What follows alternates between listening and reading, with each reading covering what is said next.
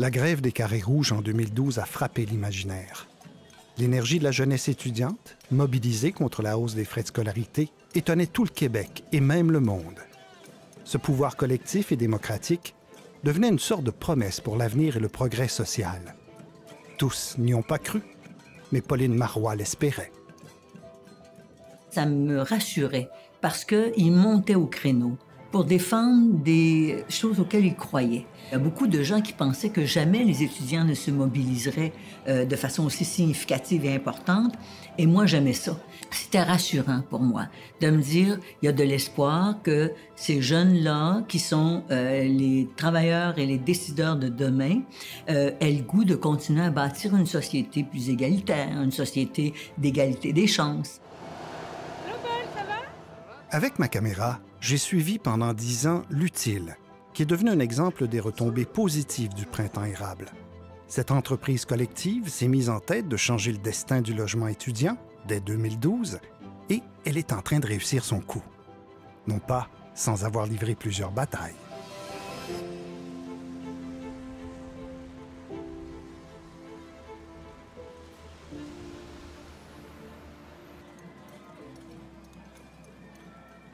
Pendant des mois, les manifestations étudiantes passent jour et nuit devant l'îlot voyageurs.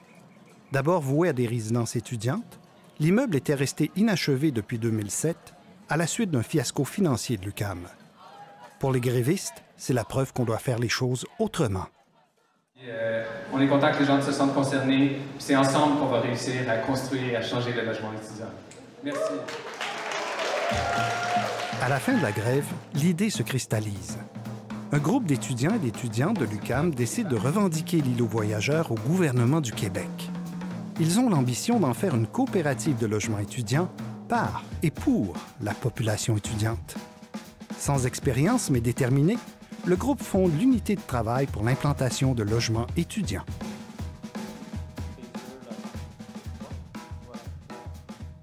Puis je pense que s'il y a un truc peut-être qui a été la plus forte influence de 2012 sur l'esprit au démarrage de l'Utile, c'était ça. C'était qu'on n'avait pas besoin d'attendre, on n'avait pas besoin de demander, on pouvait proposer. On a vu en 2012 que la jeunesse avait des idées, mais ce qu'on propose maintenant, c'est que la jeunesse est aussi capable d'agir sur son milieu, de créer des projets constructifs. À l'époque, le projet était assez simple pour nous. Un peu trop simple. C'est-à-dire, il y a un immeuble qui sert à rien, qui est là. Puis le but de l'immeuble, c'était de loger 1200 étudiants. On va juste finir l'immeuble et en faire une coop d'habitation étudiante. Dans la tête, c'était aussi simple que ça. Là. Il n'y avait pas de... Toutes les embûches qui allaient arriver, on ne les voyait pas. Là. La force de l'idée capte l'attention dès le moment où l'Utile fait connaître son projet.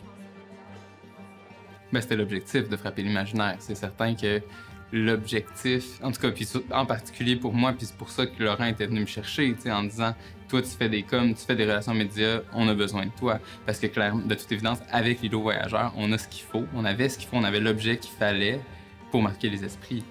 Puis ça a effectivement été ça, bien au-delà de nos attentes. Finalement, la machine s'emballe et beaucoup plus qu'on l'aurait cru. Nous, on voulait juste avoir des likes la semaine après, mais finalement, on avait plus que des likes. La semaine après, là, tout Montréal puis une partie du Québec savait qu'on existait, tu sais. Que pour le gars de com, mettons que c'était un des grands succès, là. L'objectif, c'est de recréer un modèle différent des résidences qu'on connaît actuellement au Québec, parce que, somme toute, ça donne pas envie aux gens d'y rester. Est-ce qu'on veut que ce soit un promoteur privé qui l'opère ou on veut un projet qui soit utile pour le quartier latin? On voulait se positionner en disant, bien, l'îlot voyageurs, c'est un problème. La jeunesse a une solution à proposer. Puis je pense que c'était un bon moment aussi pour se présenter comme ça. Il y avait une volonté, un intérêt pour des idées fraîches, des propositions. Puis nous, c'était là qu'on voulait aller. Pour se donner les meilleures chances de réussite, le premier noyau de l'organisme puise dans les forces vives du monde étudiant et s'entoure de conseillers qui partagent ses valeurs. Le printemps érable, moi j'étais impliquée à la FECUM comme coordonnatrice aux finances et services. Donc j'étais quand même aussi aux premières loges là, dans mes tâches. J'avais toute la logistique de manifestations, d'actions. J'avais le goût de continuer à contribuer puis à m'impliquer. Puis quand j'ai vu l'Utile, je suis comme, c'est quelque chose qui m'interpelle. J'étais très sensible déjà au fait que ce soit une coopérative, une OBNL qui parte ça. Donc, quand je suis rentré dans le projet, je me suis rendu compte que c'était un clash énorme avec le marché privé dans lequel j'avais déjà travaillé, les condominiums de luxe, puis une équipe qui avait un rêve collectif, mais en même temps qui était très pragmatique. On va le faire avec les outils existants, puis on va les adapter à notre vision de c'est quoi l'immobilier solidaire, c'est quoi l'immobilier idéal pour la collectivité. Ça a commencé parce qu'ils avaient besoin d'une avocate, parce qu'ils avaient besoin de quelqu'un pour les aider à négocier l'îlot voyageur. Du haut de mes 33 ans, je me suis dit, bah, pourquoi pas. Il y a eu un fit. Et à un moment donné, ils m'ont demandé si je voulais être sur le conseil d'administration. Ça venait de longtemps, en fait. Moi, j'ai étudié là-dedans pour ça. J'ai étudié en finance et en économie pour l'aspect social de la chose. Effectivement, c'est pas si commun, mais je pense que j'ai toujours été la personne qu'on peut qualifier de technicien, dans le sens que j'aimais l'aspect technique, financier, économique. Je pense que je suis devenu porte-parole un peu par nécessité, parce qu'il n'y avait pas grand monde qui voulait le faire à ma place. Puis c'est un aspect du travail que j'ai dû apprendre, tout comme tout le reste. Les choses se passent vite pour l'Utile. 5 mois à peine après leur début, la première ministre du Québec organise une conférence de presse à l'îlot voyageur, pendant laquelle l'Utile est en vedette. Oui, en fait, la première ministre va faire une annonce à 10h30 et nous serons présents pour réagir. Alors, on appelait pour savoir si vous ou quelqu'un de votre équipe seriez également de la partie. Oui, on arrivait avec notre bagage, nos compétences, nos intérêts, mais on apprenait les uns des autres. Puis, l'organisation de cette conférence de presse-là, pour moi, c'était comme, hey, c'est big, là. Tu sais, j'avais l'impression d'assister un peu à quelque chose qui me dépassait. On apprend en le faisant, puis on se nourrit. Fait que, ouais, c'est ça mon souvenir de cette conférence-là. J'étais présent à la conférence de presse de Pauline Marois, puis c'est sûr que c'était énorme. Tu te dis, wow, il y a une première ministre qui est là, qui est présente. Ils prennent le projet avec crédibilité, ils veulent s'investir. Donc là, c'est sûr que tu te dis, OK, on est dans la cour des grands, même si on t'a apparu il y a très peu de temps. La façon dont on a approché le gouvernement, c'était principalement dans un premier temps à travers les médias. Puis c'était juste à travers la force de l'idée. Au tout début, il y avait Daniel Breton, qui était le député de la circonscription, qui a défoncé des portes, appelé sans relâche ses collègues du gouvernement marois pour nous obtenir des rencontres. Donc, ce groupe de jeunes arrive et il dit, nous, on pense qu'on pourrait faire de la résidence étudiante, hein? Des chambres, des petits appartements pour les étudiants. On est dans le quartier latin, finalement, tout près de l'UQAM, etc. Ils sont très jeunes, hein? La jeune vingtaine. Je me souviens entre autres de Laurent Levesque. Et donc, Daniel pousse beaucoup. Il me rencontre. Et j'ai toujours été très accueillante à des jeunes qui avaient des idées, qui avaient des projets et qui voulaient aller plus loin. En tout cas, la barre était haute. Puis, éventuellement, ben, on a fini par comprendre qu'en fait, il était presque déjà vendu. Notre revendication de suspendre la vente, ça allait peut-être pas marcher. Il y avait déjà, effectivement, des approches qui avaient été faites. Bon, il fallait résoudre ce problème-là. C'était un vrai problème. Il y a eu des pertes énormes dans ce projet. Puis il fallait pas que ça reste comme une espèce de verrue au plein cœur de la ville, en face de la grande bibliothèque, etc. Mais évidemment, c'était pas possible après les discussions avec l'acheteur, là. Et donc, suite à ça, c'est là qu'est arrivée cette idée. Nous investirons 2 millions de dollars dans la mise en place d'un projet pilote actuellement en élaboration à la Société d'habitation du Québec. Cette somme permettra la construction d'une centaine de chambres destinées aux étudiants. Et ça va devenir un programme pilote. Et moi, d'emblée et d'entrée de jeu, je me suis dit que ça valait le coup d'essayer. On était très ambitieux dans la mesure que je me souviens que quand ils nous ont dit « l'îlot voyageur, on laisse tomber, mais voilà 2 millions de dollars », on a quand même dit qu'on allait y penser. Ben en fait, rapidement, on s'est rendu compte que c'était pas l'immeuble idéal pour nous. Fait que physiquement, ce bâtiment-là, il était pas du tout parfait. Il l'est probablement toujours pas aujourd'hui. Mais il y avait quand même cette espèce de vision de départ qui nous était enlevée. Tu sais, on s'imaginait la coop au cœur du quartier latin. On s'appelait Utile pour le quartier latin, c'était ça notre nom. Mais je sais pas si c'est à ce moment-là qu'il y a eu une transition vers Utile, point. Bien, chose certaine, projet L'îlot voyageur ou pas projet, la question du logement étudiant est sur la table. On est dans la place publique, on a réussi à susciter un large consensus puis une discussion publique autour de la question. Puis on veut continuer ce travail-là, peu importe où on va réaliser notre premier projet. C'est l'objectif qu'on avait en tête qui était de réaliser du logement étudiant, bon, et les autres volets, mais c'était cet objectif-là. C'était pas de uniquement concentrer sur l'îlot voyageur. L'îlot voyageur est un moyen. Donc, comment est-ce qu'on peut quand même réussir à atteindre notre objectif, mais en changeant de moyen? Puis c'est comme ça qu'à chaque fois, la remise en question s'est faite. Alors là, le mot pilote, ça dit c'est le premier de plusieurs. Alors, le but, c'était de montrer le modèle. Mais moi, ce que je sens le plus, puis il y en a certains qui nous l'ont mentionné, c'est la pression de devoir maintenant trouver le projet concret ou appliquer. Le moment où on aura vraiment un site attaché, là, moi, c'est le moment où ça va être vraiment l'heure de gloire. Ça venait aussi avec beaucoup de pression. Puis il y a un ministre du gouvernement marois qui l'a dit très clairement en nous disant « Bon, ben maintenant, les jeunes, vous êtes condamnés à réussir. » Et là, on compte sur Utile pour que ça devienne un succès. On est condamné au succès. Dès le moment où on a été appuyé publiquement, on a su qu'on n'avait plus le choix.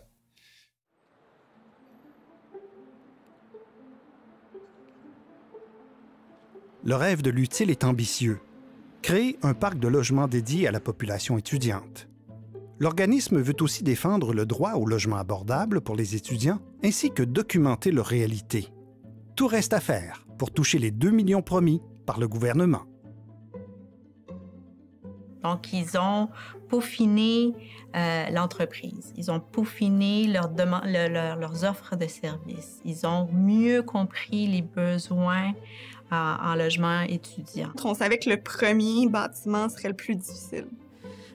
Parce que un parc immobilier, une fois qu'on en a 1, 2, 3, on est capable de réhypothéquer, puis de repartir de ces logements-là, de cette crédibilité-là pour en faire d'autres. Donc ça, on savait que c'était le premier qui serait le plus difficile.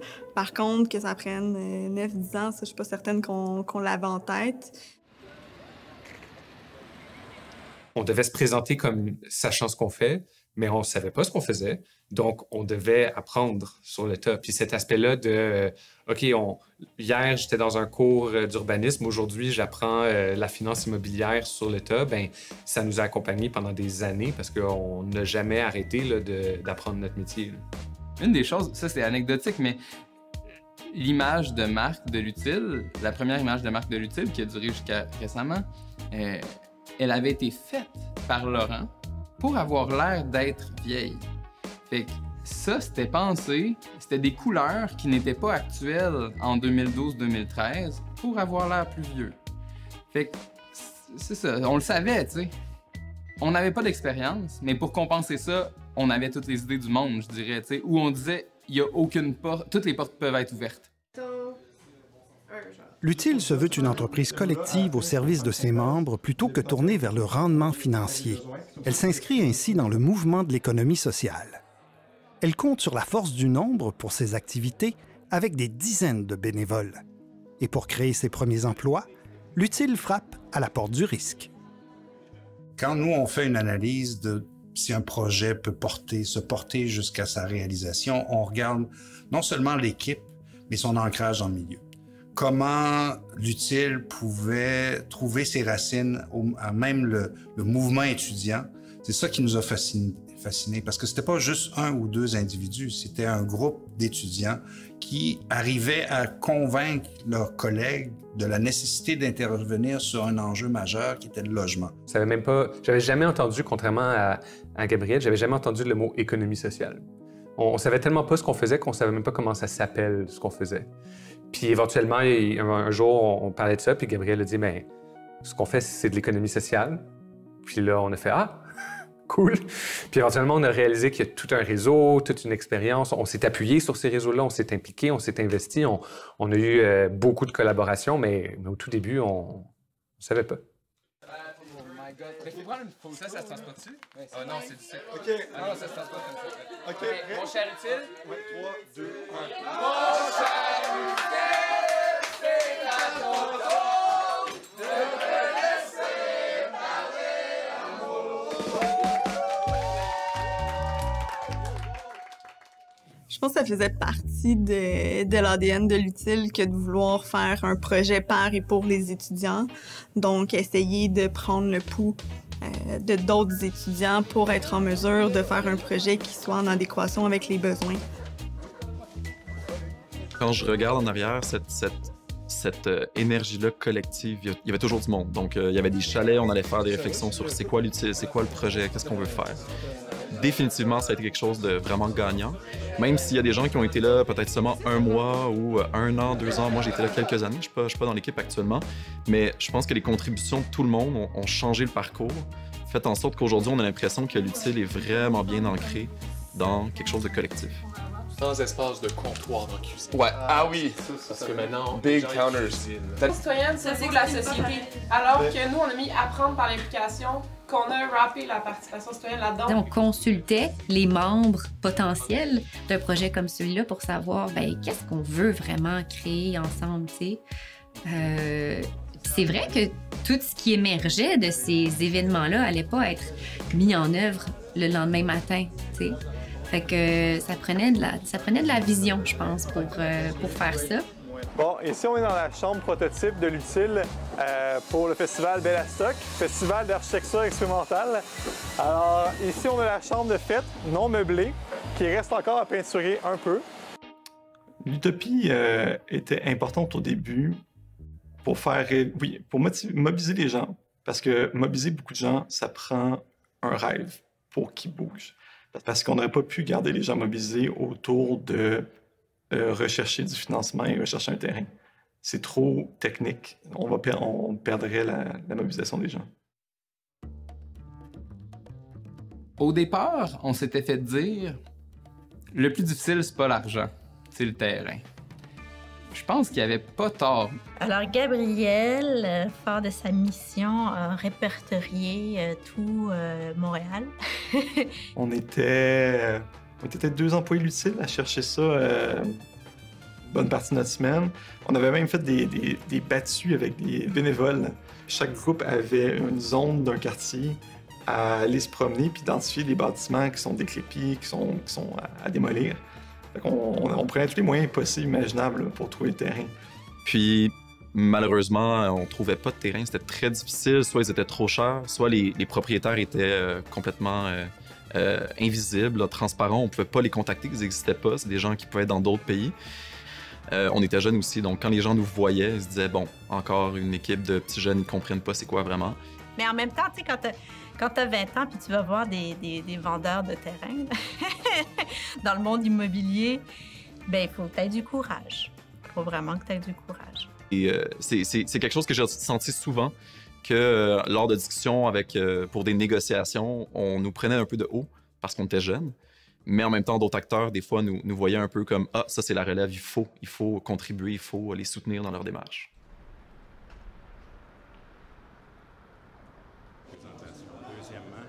La participation de la Ville de Montréal était nécessaire par la demande du gouvernement du Québec. Parce que le programme pilote exigeait que la municipalité fasse une contribution financière au projet. Quoi de mieux que voir les gens en personne pour leur parler? Demander une rencontre avec un responsable de l'agenda, ça finit par arriver, mais c'est pas pareil. Là, t'es dans un contexte, puis Denis Coderre est une personne, va dire, flamboyante, puis très sur le terrain. Fait que si tu l'abordes dans un événement, là, il va te répondre, puis il va peut-être même te donner la réponse que tu cherches sur le champ sans avoir rien analysé. Et là, tu peux utiliser ça comme levier après. Fait que moi, je checkais les affaires de la chambre de commerce, je checkais les affaires à droite à gauche. Je me disais, à un moment donné, on va le pogner dans un lancement, dans un 5 à 7. Puis c'est exactement ça qui est arrivé dans une conférence de presse. Oui. Je sais pas si vous avez entendu parler du groupe utile. Oui, après avoir couru après le maire pendant je sais pas combien de mois, on a fini par obtenir une rencontre. C'est aujourd'hui qu'on présente au maire le projet pilote puis qu'on essaye d'obtenir la contribution de la Ville de Montréal. C'est le seul élément qui manque au casse-tête pour que le projet se réalise. Puis, essentiellement, il nous a dit « C'est vraiment cool, votre projet, les jeunes, mais c'est pas encore un projet. Il n'y a pas encore de terrain, de financement, tu sais, c'est pas encore substantiel. Puis essentiellement, il nous a dit « Faites vos devoirs. Puis quand vous aurez faites vos devoirs, je vous appuie.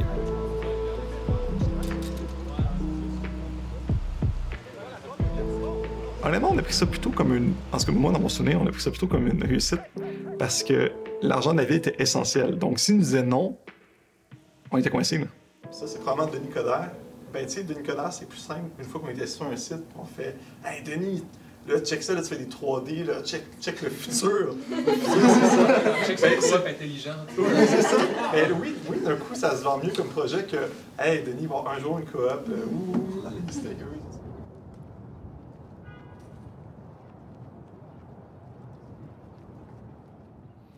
Ça, assurer les emplois d'utile, ça a été au début un travail de tous les 3 mois, 4 mois, 5 mois.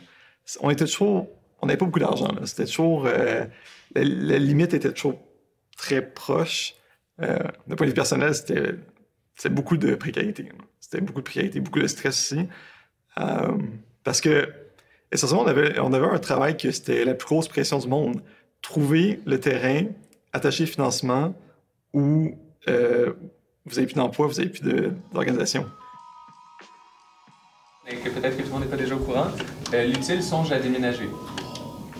Parce qu'il y a plusieurs raisons. La première, c'est que ici, en théorie, en fait, dans les faits aussi, c'est un arrangement temporaire.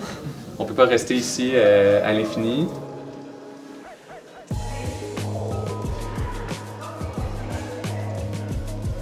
Maintenant, je peux vous parler un peu de l'espace puis comment on le voit, parce que notre idée aussi, c'est de concevoir le bureau autrement puis le lieu de travail.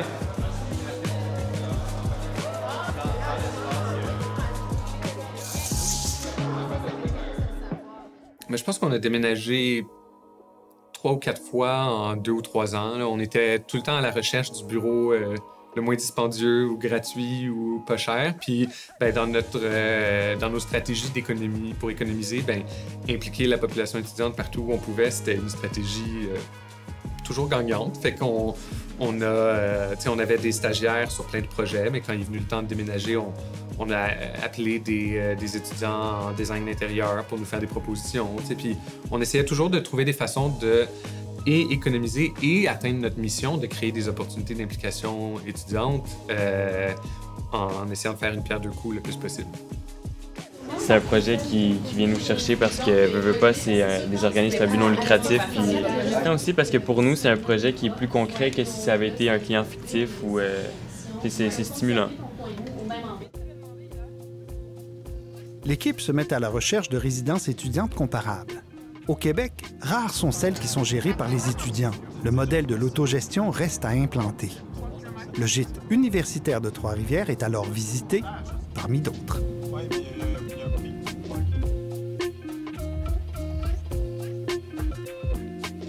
Nous, on est beaucoup dans l'idée de créer. On fait des projections financières du futur, on fait des projections de comment ça va être géré dans le futur. Mais eux, ça fait 7 ans qu'ils sont dedans au jour le jour, fait que c'est pas la même chose, fait que c'est intéressant d'avoir leur expérience. Donc on a la catégorie standard qui est à 3,65 et l'intermédiaire qui est à 3,80. OK. On a visité des coops, ça je m'en souviens. Puis c'était important parce qu'on se rendait compte tout de suite qu'il y avait des grosses lacunes, puis des gros points positifs. Parmi les lacunes, des fois une administration qui était très déconnectée. T'sais, les gens rentraient là, ils avaient l'impression d'avoir un propriétaire qui était une administration hyper désincarnée. Là. Les gens ne connaissaient pas les besoins des uns des autres. Mais on a vu d'autres cas où il y avait des espaces collectifs intéressants, des modèles financiers un peu plus intéressants ou des cafés étudiants, des choses comme ça. Ça, c'était le fun. T'sais, on en est ressorti puis on s'est dit, OK, clairement, il y a des affaires qu'il ne faut pas répéter puis il y a des affaires qu'il faut absolument avoir dans la coop. L'utile cherche aussi ce qui se fait de mieux à l'étranger, aux États-Unis et en Europe, comme à Berlin, Paris, Oslo. L'utile, on avait même un dictionnaire des acronymes, parce que Laurent a des acronymes pour tout. Donc, sur Podio, l'outil de gestion, il y avait un endroit où il y avait le dictionnaire des acronymes. Donc, quand on est allé à l'étranger, c'était le simple. J'ai essayé de me remémorer les 2 premières lettres. Le S puis le I, je m'en souviens pas, mais c'est meilleure pratique en logement étudiant à la fin. Quand même un élément qui était cocasse pour moi, là, que tout est son acronyme. Mais d'aller sur le terrain, d'aller voir des projets qui existent déjà, d'aller à l'étranger, puis d'être inspiré. Des projets qui sont là depuis 15, 20, 30 ans. Il y avait des coops qui étaient là depuis longtemps. ça permettait de se dire, ah ben coudonc, c'était eux c'était nous, là, il y a pas si longtemps, tu sais. Fait que ça se peut. Puis je sais, là, pertinemment qu'après, dans nos synthèses, après, il y a des éléments qui étaient ressortis de ce voyage-là qu'on voulait mettre en œuvre dans les projets, que ce soit l'utilisation des matériaux durables, les espaces ouverts, tu sais. Fait qu'on a été nourris de beaucoup de façons grâce à ce voyage-là. L'UTIL devient un pôle d'expertise sur la question du logement étudiant et fait une constatation majeure. En créant des résidences étudiantes, ce sont aussi les familles qui y gagnent puisque les grands appartements occupés par des colocations étudiantes se libèrent. Oui, quand tu fais du logement étudiant abordable, tu fais d'une pierre plusieurs coups. Oui, tu aides la population étudiante, tu aides l'accessibilité aux études, mais tu libères des logements sur le marché locatif, tu baisses la pression que la population étudiante exerce là, puis tu as des retombées économiques, locales, vraiment bénéfiques pour les quartiers. Donc, même le nom de UTIL visait à communiquer que le logement étudiant, c'est utile pour des objectifs territoriaux, sociaux, variés, et pas juste une revendication étudiante. Les membres de l'organisme se professionnalisent. Ils n'ont pas encore le terrain, mais ils se préparent. Sauf que les aléas de la politique les rattrapent. Les libéraux reprennent le pouvoir. Merci. Merci. Chers Québécois, chers amis, quelle belle victoire, quelle fierté ce soir! L'UTIL perd la subvention de 2 millions de dollars de Québec. Dans un contexte d'austérité budgétaire, nous, ce qu'on nous a dit, c'est qu'il n'y avait tout simplement pas de crédit budgétaire dans le programme, c'est-à-dire pas d'argent au final, c'est ça que ça veut dire. Fait que c'est comme des façons amicales de dire « Ah, on veut pas vous donner d'argent ». D'avoir été capable d'aller convaincre un gouvernement sur rien, sur une idée, de consacrer des fonds publics et de dire « Oui, on va vous aider », c'était déjà exceptionnel. Politiquement, il y a eu des changements puis des réorientations, ça arrive tout le temps. Mais ils avaient gagné la notoriété, ils ont gagné plus qu'ils ont probablement perdu en perdant cette subvention-là. Mais c'est arrivé à plusieurs reprises. Cet événement-là en étant un que on se retrouve à se dire, ben peut-être qu'on met la clé sur la porte dans 2 semaines, dans 3 semaines, dans 3 mois, parce que là, à un moment donné, ça marche juste plus, tu sais. Puis jusqu'à quel point on va... Tu sais, si le Québec veut pas de ce qu'on essaye de lui proposer, ben regarde, mais finalement, on a persévéré, tu sais, on a quand même pas lâché la serviette. On a dit, on continue d'essayer. Moi, je me souviens, j'ai eu une journée où je me disais, ah non, ça y est. Puis là, d'autres membres de l'équipe en me disant, écoute, il y a des solutions à ça, on va trouver. J'ai pas l'impression qu'on a perdu une vie sur celle-là. Ça nous a amené même à explorer davantage, à être moins dépendant d'une subvention qui viendrait d'un grand organisme, l'État.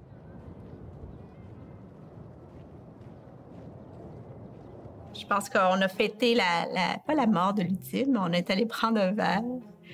Parce que là, justement, quand on a su qu'on n'avait pas les 2 millions, et on a fait, bon, ben c'est fini, quoi. Tu sais, on arrête.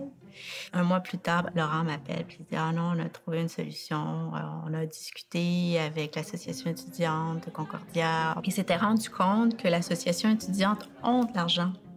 Puis on fait comme, ah ben là, si vous avez de l'argent, nous, on a un projet qui pourrait vous intéresser. Et c'est là où est-ce qu'ils se sont parlé entre jeunes.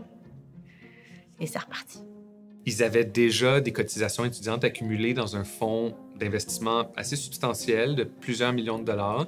Puis eux, ils étaient prêts à en prendre une partie de ça, 15 %, pour dire, OK, on va le mettre dans votre modèle de logement étudiant, dans un projet à déterminer.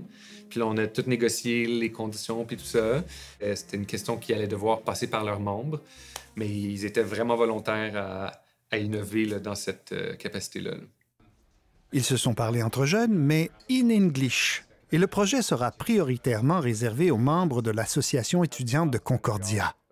L'UTIL s'était pourtant vu dans le quartier latin avec ses étudiants de l'UQAM. We gathered a lot of student support and a lot of people involved. And we've been building the organization since then to try... Oui, je comprends qu'on met énormément de temps et tout là-dedans, puis que c'est une cause qui se voulait interuniversitaire, mais d'un autre côté, si c'est ça ou rien, ben je préférerais que ça soit ça. En étant réaliste et pragmatique, est-ce qu'on peut se permettre de passer à côté de ça? premier projet, c'est notre image, puis ça va être un projet qui va pas du tout ressembler à ce qu'on dit depuis le début, qui risque d'être d'une culture d'une université très fortement teintée aussi. Donc je me souviens, moi, ça a été quand même un petit débat interne en me disant, bon, c'est pas vraiment la vision qu'on avait, mais je pense que la force de l'utile, ça a toujours été de rester pragmatique. Bon, OK, on a ça. Si on reste juste idéaliste, on n'arrivera pas à notre fin. Mais comment on peut essayer d'adapter notre modèle tout en conservant les valeurs. Donc oui, ce ne sera pas un projet interuniversitaire, mais ça va peut-être nous amener à construire d'autres projets par la suite. Puis je pense que c'est ça qui se passe en ce moment. Puis il y a eu tellement de revers, de difficultés, puis d'obstacles, puis je me suis dit, c'est formidable, ils ont trouvé une façon de mettre en œuvre un premier projet sans savoir, ou sans comprendre toutes les subtilités qu'il allait faire, que ça allait permettre de pérenniser le modèle, mais au moins, il y avait un premier projet, puis je pense que c'était ça l'objectif initial. Cette association-là s'est dit, pourquoi pas agir? Ce qui était une première. Pour une association étudiante de dire, c'est bon, je me lance en promotion immobilière, ça s'était jamais vu.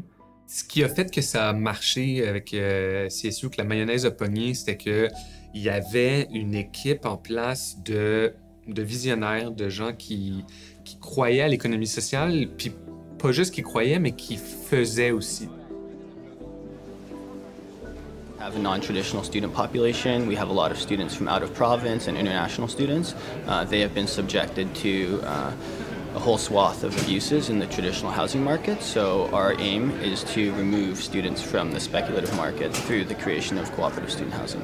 And this, I think, is a good step to help bridge the gap between the two cultures. And of course, I think that the cooperative culture is something that should be exported. So it's definitely one of Quebec's strong points. They're internationally recognized for it. And it's about time that I think that we've been supporting that as well. Le gestionnaire permanent de l'association étudiante de Concordia a piloté le dossier pour protéger leurs intérêts et pour négocier avec l'utile. Moi, j'avais confiance dans eux, mais avec une certaine réserve, évidemment, à cause de leur manque d'expérience. Mais leur discours était bon. Ils avaient fait le devoir. Ils avaient fait beaucoup de recherches pour démontrer qu'il y avait un besoin réel. Et donc ça nous a beaucoup rassurés de ce côté-là.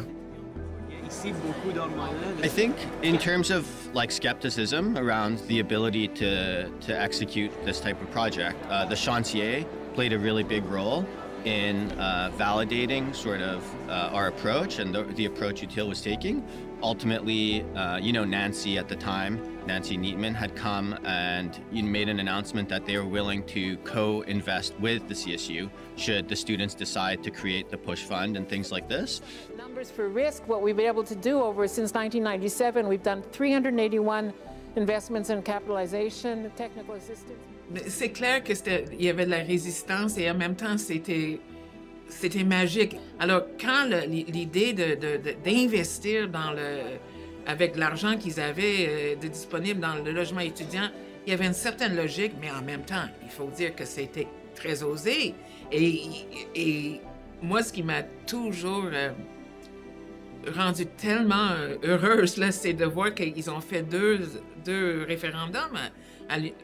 Les deux fois, ça a passé. Et donc, c'était pas juste quelques personnes, des leaders évidemment très éclairés, mais ils ont réussi à faire assez d'éducation, d'expliquer leur projet aux étudiants pour que ça soit soutenu par l'ensemble du corps étudiant. Alors, ils auraient pu se décourager et dire « on laisse tomber ». Mais je trouve qu'ils ont eu beaucoup d'imagination pour aller vers ceux à qui on destinait le service qu'on voulait créer, les appartements qu'on voulait construire ou rénover ou peu importe. C'est une idée formidable d'être allé vers les associations étudiantes. L'association étudiante accepte d'investir dans le projet. Une bonne raison de célébrer. Mais il faudra encore plus d'1 an avant de voir la couleur du chèque. Ils ont dit oui. Mais après ça, c'était OK, mais là, la direction de l'association étudiante, elle était comme, mais là, attendez, vous allez donner combien d'argent à d'autres jeunes? Mais c'est pour ça que ça a été si long. C'est toutes les barres sur les T, les points sur les I, toutes les conséquences potentielles pour protéger finalement les finances des étudiants. Les risques, ça peut être que les prévisions financières n'étaient pas là, que la construction frappe des coûts supplémentaires non prévus. Je peux en nommer plusieurs de cette façon-là. Et l'autre affaire, c'est qu'il fallait trouver aussi le bon emplacement, parce qu'on voulait être dans un rayon du campus qui était raisonnable. En attendant l'investissement de l'association de Concordia, l'Utile croit avoir trouvé le bon terrain. Les négociations sont avancées, Gabriel est certain de son coût et des dessins sont produits. Le vendeur est un organisme de charité et partage des valeurs avec l'Utile. Puis qu'est-ce qu'ils ont dit essentiellement, c'était nous on ne veut pas vendre, mais votre projet d'un point de vue social est vraiment intéressant. Alors si on vend, on peut vendre qu'à vous. C'est parce que tu nous disais, on vous attendait justement, venez, construisons un projet ensemble. Mais contre toute attente, l'organisme de charité vend le terrain à des promoteurs de condos. Après coup, je me rends compte qu'on était naïfs. C'est particulièrement amer parce que, de un, c'est le terrain qu'on avait travaillé pendant le plus longtemps, où on était le plus investi en termes de développement, mais aussi parce qu'on avait développé une relation de confiance progressivement avec le vendeur, parce que c'est un organisme de charité. Puis c'était pas un vendeur comme les autres, donc nous, on était plus en confiance, on avait le sentiment qu'on ne se ferait pas avoir dans cette dynamique-là, puis qu'on pouvait être transparent, puis jouer carte sur table. Puis ben, malheureusement, on a l'impression que ça s'est même tourné contre nous. Moi, j'ai pas beaucoup d'attentes pour la société. Si tu veux quelque chose, il faut que tu le fasses. Puis là, je parle pas comme un entrepreneur self-made man. Je suis juste en train de dire les changements politiques, les changements de fond dans une société, ça se fait pas tout seul. Fait que c'est sûr qu'il faut travailler fort. Fait que c'était sûr qu'en ne s'inscrivant dans aucune case, ça allait pas être facile, tu sais. Le projet avance. Puis même si dans le monde de l'immobilier, on a de la misère à percer parce que, pour plein de raisons, probablement parce qu'on est des jeunes, probablement parce qu'il y a écrit social quelque part dans nos documents, mais même si là, on a de la misère à percer, dans tous les autres réseaux où on est impliqué, au niveau du financement, dans le monde étudiant, dans le monde de l'économie sociale, le monde appuie le projet inconditionnellement. Oui, il nous a suivis, oui. Allô? Ça va? Oui, toi? Oui, est-ce que... L'association de Concordia se mouille finalement et signe un chèque de 1 850 000 $. Ça faisait que le mouvement étudiant, soudainement, jouait un nouveau rôle. Il n'était plus juste une association de défense de droits, mais se donnait le droit de jouer dans le développement économique en donnant leur appui à un projet qui était, sans leur aide, voué à l'échec. Et cet apport-là a tout changé. À partir de là, on a été capable d'attacher un montage financier pour permettre les premières réalisations de l'Utile. Combien de temps qu'on recherche un terrain? 2 ans? C'est 2 ans qu'on cherche un terrain. On a analysé 300 terrains. Puis finalement, on est arrivé, puis on a trouvé un terrain, le terrain final qu'on va utiliser. Bien, le site qu'on a fini par réussir à acheter sur Papineau, c'était presque un miracle. On a eu un tuyau comme quoi que le Urgel-Bourgie, devant le parc La Fontaine, un endroit extraordinaire, était à vendre. On se dit, si c'est à vendre, on le prend. Il ne faut pas laisser une seconde. Et on a fait un offre, et ils ont accepté l'offre. Ça s'est passé aussi simple que ça. C'était la première fois qu'on avait un actif, puis notre actif, c'était un salon funéraire abandonné, ce qui était assez amusant. Puis dans le secteur du logement communautaire, bien, on commençait à rencontrer des gens, puis eux, ils avaient 500 portes, 1000 portes. Nous, on avait un salon funéraire. Nous accordons une subvention de 500 000 $ pour la réalisation de ce projet. Cette aide financière sera... Essentiellement, quand on a commencé à travailler sur le projet, on travaillait d'un côté sur dessiner l'immeuble, puis de l'autre côté, avoir l'argent pour pouvoir le construire. Ça a pris plusieurs années. On a été chercher l'argent de la Ville de Montréal. Un des beaux résultats que ça a permis, l'achat du terrain, c'était d'attacher un projet puis de retourner voir le maire de Montréal de l'époque, puis de lui montrer qu'on avait fait nos devoirs, puis qu'on avait un projet viable, puis l'appui financier de la ville qui en a découlé était peut-être une nouvelle consécration, comme on avait eu à l'époque du provincial, qui malheureusement n'avait pas abouti. Là, on avait à nouveau une consécration publique qui disait oui, le travail que vous faites, il est pertinent, puis on est prêt à mettre un bout du financement. Puis ça nous a vraiment aussi donné du vent dans les voiles pour aller chercher tout le reste des partenaires. Fais le pari de continuer, puis jusqu'à maintenant, c'est un pari qu'on a gagné. En tout cas, je touche du bois.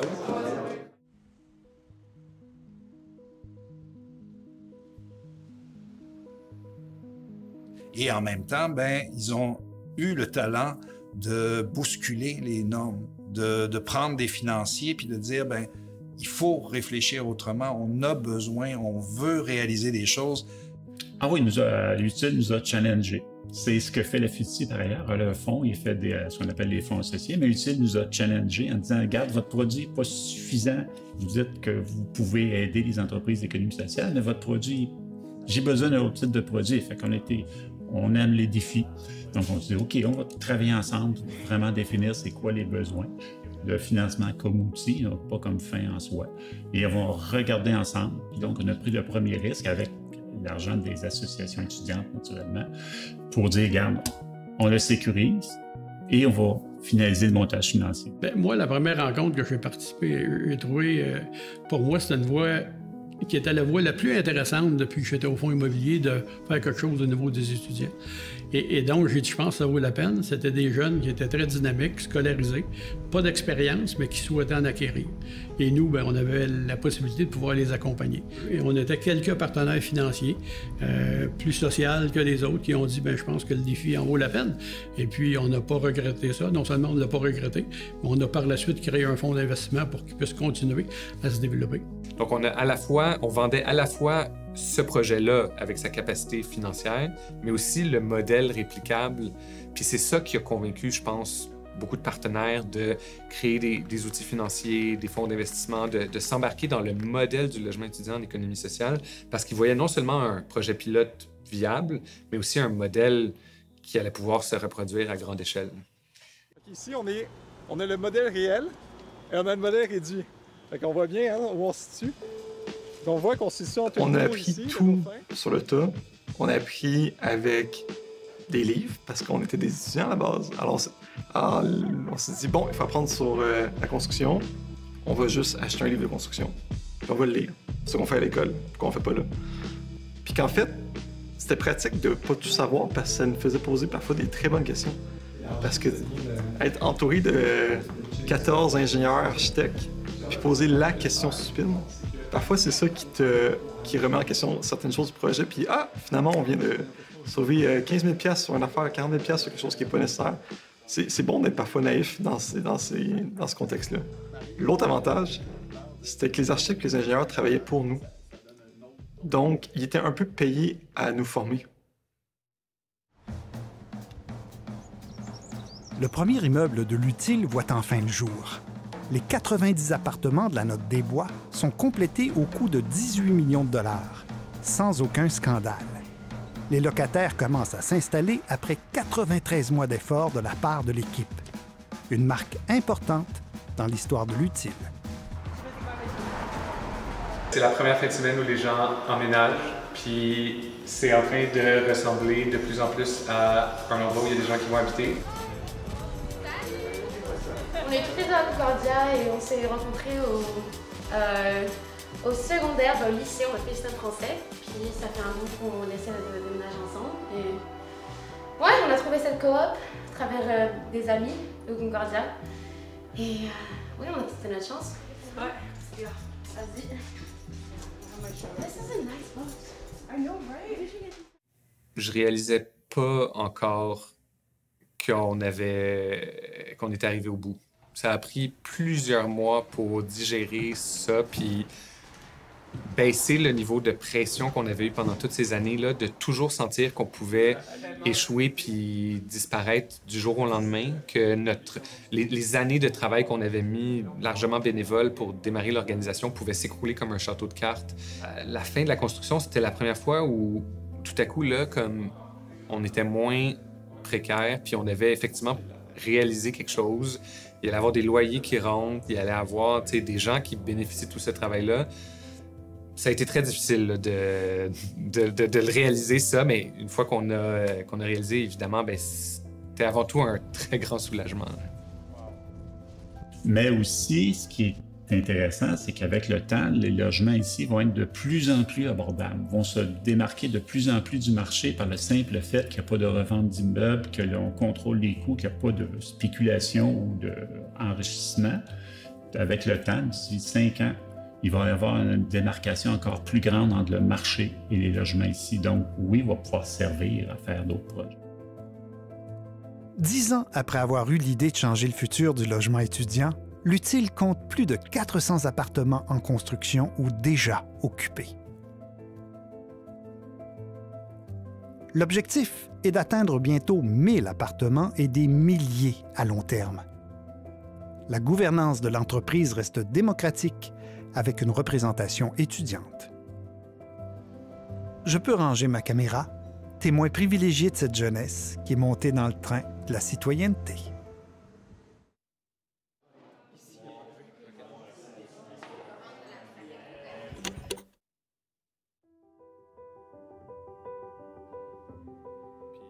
Mais Laurent était capable de tout faire, tu sais. Il faisait la gestion de l'organisation autant que la représentation, mais autant que l'image de l'organisation. Puis faire du graphisme, ça coûte super cher. Puis on n'avait pas d'argent. Fait que d'avoir quelqu'un à l'interne qui pouvait faire ça, c'est une valeur inestimable, tu sais. C'est pas mal ça, là, franchement. On va lui donner l'étoile du match. Gabriel, il impressionnait tout le monde avec ses montages financiers. Puis il montrait ses montages financiers à des gens qui faisaient ça depuis des décennies. Puis les gens comprenaient pas comment ça qu'ils n'avaient pas pensé à ça avant, comment ça qu'ils n'avaient pas fait ça. Fait que, puis Gab, il avait jamais fait ça de sa vie, tu sais. Fait qu'on a là une personne d'une intelligence incroyable. Tu sais, mon grain de sel, c'était de dire la com est importante. Puis je pense que les gens de com dans les organisations se battent tout le temps pour tirer leur couverte et dire ouais, il faut en faire des com, il faut faire plus de com, ça nous prend des ressources. Mais à l'Utile, ça n'a jamais vraiment été un combat. Ouais, ça a été vraiment trippant. Ce qu'on prouve avec l'Utile, même si on est dans le champ spécifique du logement étudiant, c'est que c'est possible de faire un développement économique autrement. C'est possible de démocratiser l'économie, de faire des entreprises qui, même si elles opèrent dans le marché, elles visent à maximiser les retombées sociales, minimiser les retombées environnementales, plutôt que maximiser les profits aux actionnaires. Ça, pour moi, ça a du sens bien au-delà de la question du logement étudiant. C'est pour ça que je m'implique en économie sociale. C'est pour ça que, à travers les années, l'Utile a toujours essayé de se réseauter avec ce mouvement-là plus large qu'est l'économie sociale parce que ça, c'est porteur de sens. C'est marquant parce que tu vois que en groupe, tu peux faire tellement plus. Je pense que ça a été une mèche qui a inspiré des discussions, qui a amené à ce genre d'action. C'est cette volonté commune, si on se met ensemble, qui crée le changement. Et de maintenir cette mobilisation-là pendant des années. Parce que oui, c'est facile lorsque un événement majeur arrive, que les gens tapent de la casserole puis veulent que les choses changent. Mais comment tu fais pour perdurer? Pour moi, l'Utile, ça rime aussi avec un éveil, tu sais. Puis un éveil, bon, il y avait l'éveil social en même temps avec, on parlait de la crise étudiante, mais un éveil aussi sur le plan personnel, tu sais. Ça se peut, on peut faire de grandes choses, on peut rêver, tu sais, puis joindre nos forces. C'est ça, je suis très content de les voir aller parce que je crois profondément en ce que l'Utile fait. Je crois profondément, en particulier dans le contexte actuel, que de construire du logement neuf, salubre, abordable, c'est absolument indispensable.